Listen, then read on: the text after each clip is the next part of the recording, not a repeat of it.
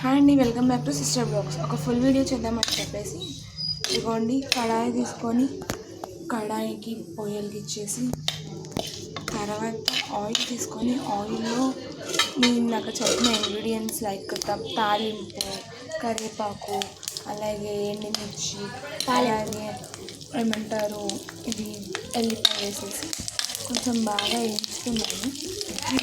So మీకోసం full video blog చేద్దామని చెప్పేసి చేస్తాను.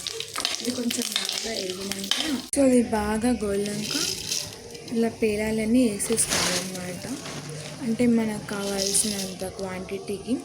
నేను జస్ట్ ఇప్పుడు ఒకరి కోసమే చేస్తున్నాను కాబట్టి చాలా తక్కువ క్వాంటిటీలో తీసుకుంటున్నాను. సో ఇలా బాగా మిక్స్ చేసుకోవాలి. మిక్స్ అయిపోయాక కొంచెం బాగా క్రిస్పీ అయ్యాక ఇలాగా మనం సాల్ట్ అనేది వేసుకొని కలుపుకోవాలి, లేదంటే కలవకపోతే బాగోదు. సో ఇది అనమాట final recipe. Thank you for watching.